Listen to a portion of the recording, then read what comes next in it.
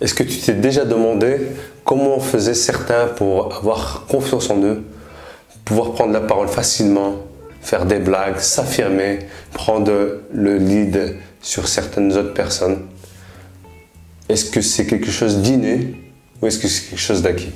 Je te rassure tout de suite, c'est pas donné au berceau, ça se travaille, ça se développe. Donc si tu as du mal à prendre la parole, à prendre les devants, à agir, à mettre en place tes objectifs et tes petites actions, tu es au bon endroit.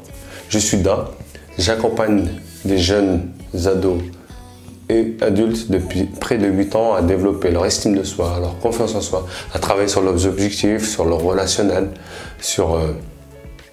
et pour devenir des personnes, des adultes accomplis. Donc on va commencer par définir c'est quoi la confiance en soi. La confiance en soi, comme je disais, c'est pas quelque chose d'inné qu'on a à la naissance grâce à une baguette magique. Non, c'est quelque chose qu'on peut développer tout au long de sa vie. Il y a une différence entre estime de soi et confiance en soi. L'estime de soi, c'est la valeur que tu te donnes. Je suis un jeune ou une jeune avec telle qualité, telle capacité, je me sens bien ou moins bien. C'est ça l'estime de soi.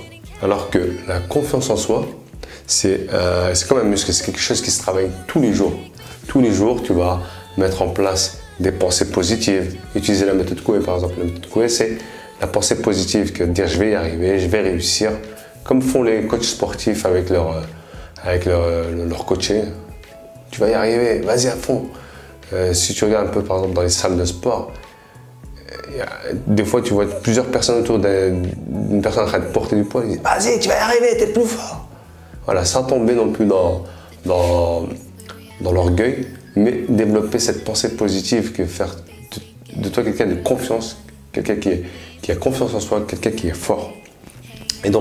Et agir. C'est ce qui va développer ta confiance en soi. Alors, qu'est-ce qui nous empêche de développer notre confiance en soi? C'est d'abord la peur de l'échec. Je vais rater, je vais me vautrer, je vais rater cet examen, je vais rater ce match de foot, je ne sais pas. Ou le regard des autres. C'est lié, hein. C'est-à-dire que qu'est-ce que les autres vont penser si je rate ce diplôme, si je rate cette compétition? Alors que la plupart des gens sont concentrés sur eux-mêmes. Alors concentre-toi sur toi-même, agis, avance.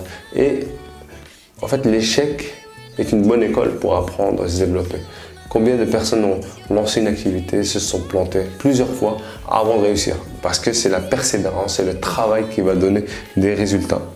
Et donc, le troisième point qui nous empêche de développer la confiance en soi, c'est la peur de sortir de sa zone de confort. Hein? Je ne vais pas aller à cette compétition parce que je vais perdre. Je vais pas réviser parce que de toute façon ça ne sert à rien. Je vais rater cet examen. Alors que en travaillant, en agissant, en pensant de façon positive, eh bien, je peux plus y arriver que si je ne fais rien du tout.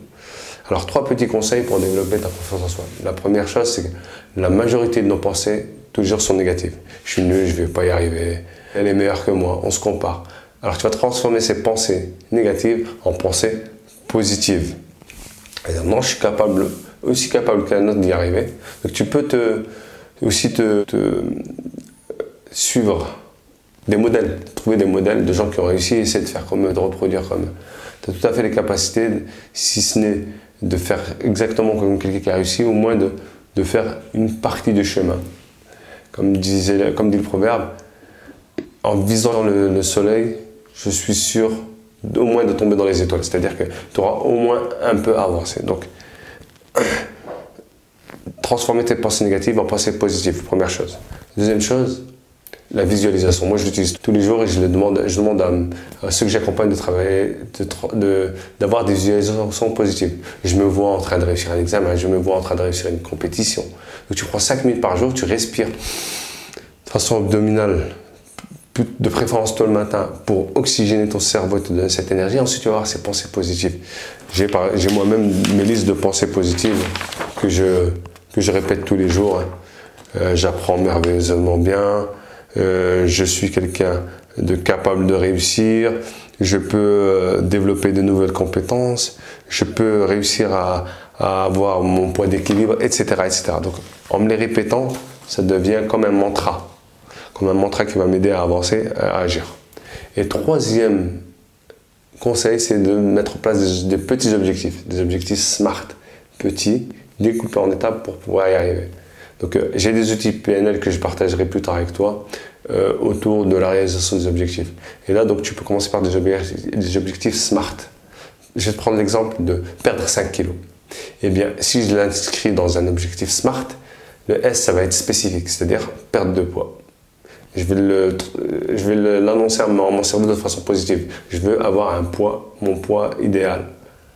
Par exemple, si je vais arriver à 60 kg et je suis à 65 ou un peu plus, eh bien je vais me dire je vais perdre 5 kg. Donc spécifique. Mesurable, 5 kg. On a un pèse-personne, tous les jours on peut mesurer que son poids idéal est en train d'être atteint. Atteignable, voilà, 5 kg, c'est pas la mer à boire. Réaliste, c'est pas 20 kg, c'est pas 30 kg, c'est juste 5 kg. Je peux y arriver en mettant en place des petites actions. Et temporelles, je vais me donner 1 mois ou 2 mois pour arriver à mon poids idéal.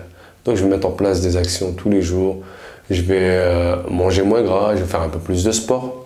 Et pour t'aider à y arriver, tu peux impliquer des personnes de ton entourage.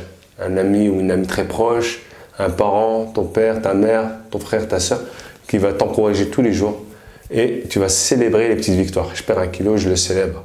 Je perds 2 kilos, je le célèbre. Et ça m'aide à rester motivé et à avancer.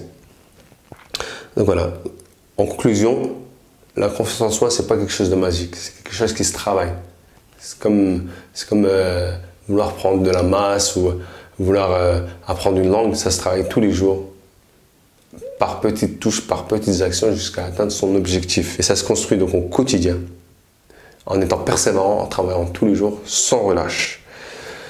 Donc si tu aimes ce que je te partage là, ce que je partage à travers des ateliers collectifs ou des accompagnements individuels auprès des jeunes que je suis, n'hésite pas à liker, à commenter, à partager et à t'abonner à ma chaîne. Et je vais venir avec plus de contenu, avec des partages d'expériences, comme il y en a déjà sur ma chaîne, autour de l'accompagnement.